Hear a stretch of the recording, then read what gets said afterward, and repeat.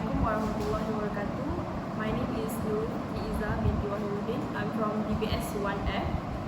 Today I'm going to talk about price elasticity of demand. So, what will happen to our demand of this product, such as this biscuit, this phone, and also this pencil, mechanical pencil, if these products their price rose by 20%? We still buy the same quantity of these biscuits like we usually do, or we will switch to something else, something that is cheaper? And what about this phone? What if it is became more expensive? Would we still pay whatever the price the company decided to charge just because of its brand?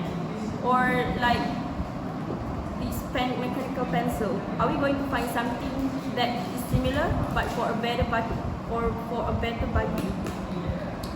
Those are kind of questions that we consider looking up when talking about price elasticity of demand. So before we talk about price elasticity of demand, we need to know what's the meaning of elasticity. Elasticity means an economic measure of how sensitive an economic factor is to another. For example, changes in price to supply or demand, or changes in demand to changes in income. So to put or on the simple note, elasticity is responsiveness of demand. So now what's the real meaning of price elasticity? Elasticity can be defined as economic measure of the change in the quantity demanded or purchased of a product in relation to its price change. Okay. Price elasticity also used by economists to understand how supply or demand changes given changes in price, to understand the real workings of economy. For instance, some goods are very inelastic. That is, their price do not change very much given changes in supply or demand. For example, people need to buy gasoline to get to work or travel around the world. And so if oil price rose, people will likely still buy the same amount of gas. On the other hand, certain goods are very elastic. Their price moves cause substantial changes in its demand or its supply. I hope you guys understand for that part. And next, price elasticity of demanded also oftenly called as PED, which is price elasticity of demand. PED can be expressed as change in quantity demanded divided percentage change in quantity demanded divided by percentage change in price. So for example,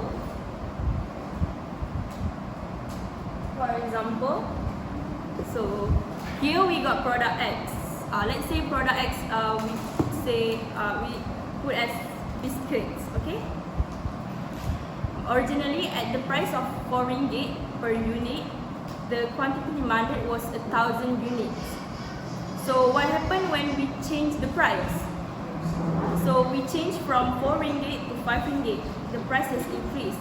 And what happened as the result of the price increase is that the quantity demanded has fallen. It's fallen from 1,000 units. It's fallen from 1,000 units to 800 units as demanded. So, in order to calculate the price elasticity of demand, is first we need to calculate the percentage changes in demand, and then we need to find the percentage changes in price, and then we put both of the amount we got in the formula. Next, there are 3 degrees of price PED. First is elastic demand. Second is inelastic demand, and the third one is unitary elastic demand.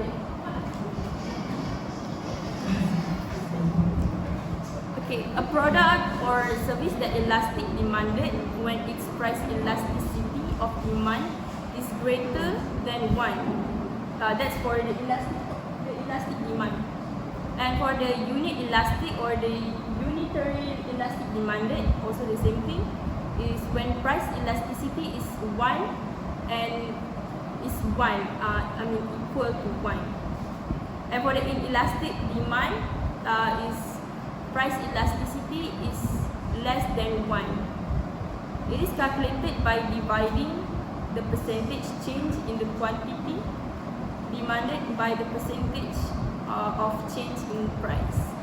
So that's all from me for the price elasticity in demand. Thank you. Assalamualaikum warahmatullahi wabarakatuh. I'm Nurul Syazwani binti Ahmad Hussein from DBS 1F class. I'm going to present income elasticity of demand. So I'm going to talk the definition of income elasticity of demand. It is meant to measure the responsiveness or sensitivity change in quantity demanded due to change in income. So for this part, there are given formula which is income elasticity is equal to percentage of quantity demanded over percentage of quantity income. Okay, so that is the given formula, Q2 minus Q1 over Q1 multiplied by Y1 over Y2 minus Y1. So what it is? So Y we can categorize it as value, Q as quantity or units.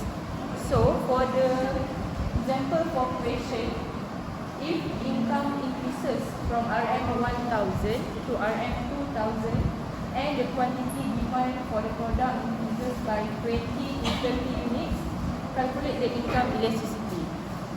Okay, so we can categorize it as Q1 is 20, Q2 is 30, Y1 is 1000, Y2 is 2000. So we can use it, this is dollars, so dollar Y equal to use the formula that given and then we substitute it into the formula. Okay, so Q2 is 30 minus Q120 over Q120 multiplied by 1000 is Y1 that we used before, and then over by Y2 minus Y1, which is 2000 minus 1000. So we get this. Okay, right, so 10 over 20 multiplied by 1000 over 1000, so equal to 1. So we get 0.5, the last answer. So this is the income elasticity. Okay, so next we proceed to responses of income elasticity. So there are 4 types of responses. Firstly is inelastic income. Inelastic income always happen at normal good, which is food and clothing. So the graph is like this. Okay, so this is income line and quantity line. So the condition is when quantity demanded is increases as income also increases, and income is increases faster than before.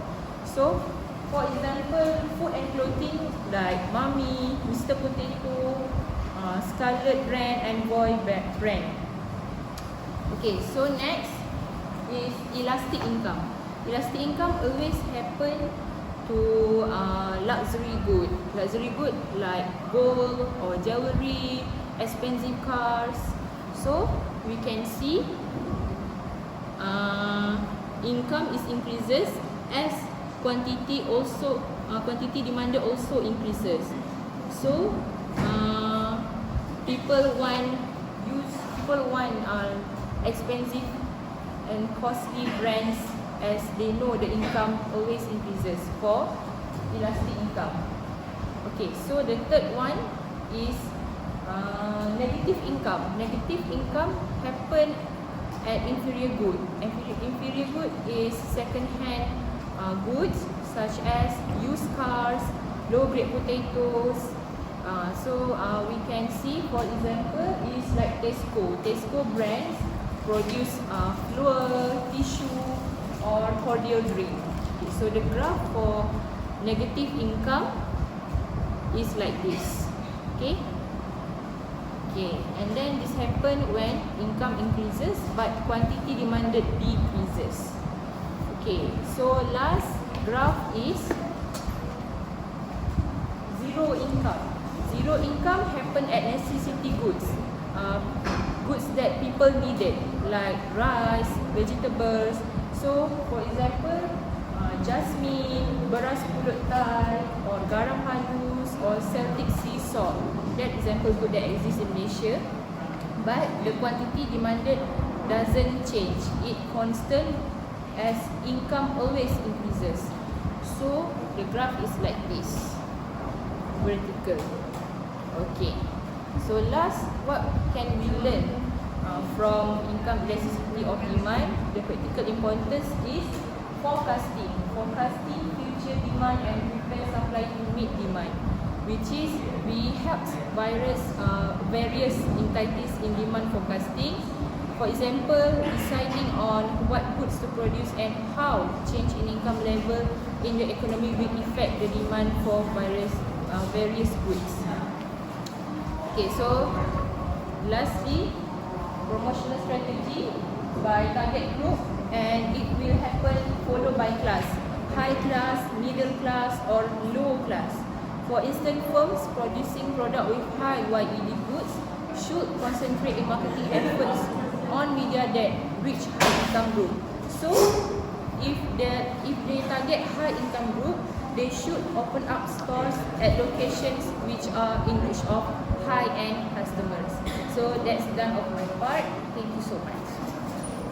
Assalamualaikum. I'm Kaswina Zahra binti Kamil Zaman.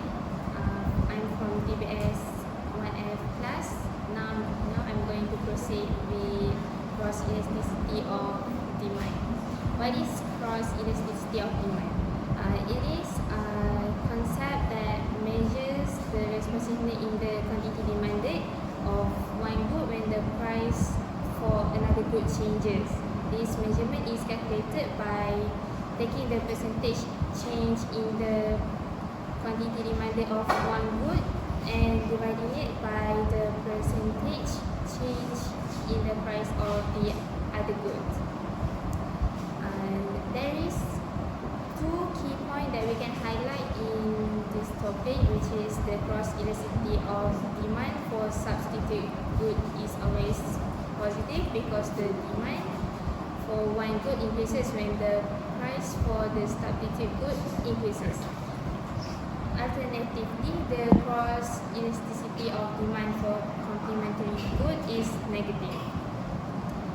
And next, I'm going to share with you the formula of cross elasticity of demand, which is Euro SY, percentage change in quantity of X divided by percentage change in price Y.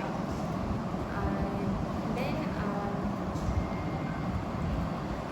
change quantity of Y divided by quantity X. Right now I'm going to share with you the formula of cross elasticity of demand, which is Euro XY equal percentage change in quantity of X divided by percentage change in price Y. And then change quantity X divided by quantity X divide price of Y divide change price Y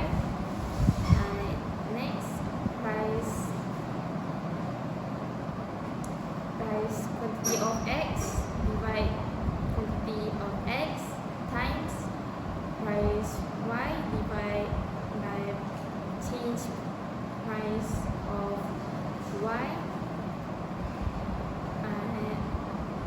and then price quantity of X divide by change price of Y times price of Y divide by quantity of X, and then we get the answer. Next, I'm going to talk about substitute goods, which is the cross elasticity of demand for substitute good is always positive because the demand for one good increases when the price for the substitute good increases. For example, if the price of chicken increases, the quantity demanded for fish increases as consumers switch to a less expensive yet substitutable alternative. This is reflected in the cross elasticity of demand formula as both the numerator percentage change in demand of fish and denominator the price of chicken show positive increases. Last but not least, I'm going to talk about complementary goods. Alternatively, the cross elasticity of demand for complementary good is negative as the price for one item increases and item closely associated with one item and necessary for its consumption decreases because the demand for the main good has also dropped. For example, if the price of printers increases, the quantity demanded for printer ink drops as consumers are using less printer and need to purchase printer ink. In the formula, the numerator quantity demanded of printer ink is negative and the denominator, the price of printers, is positive. This results in a negative cross elasticity. Additionally, complementary goods are strategically priced based on cross elasticity of demand. That's all from me. Thank you so much.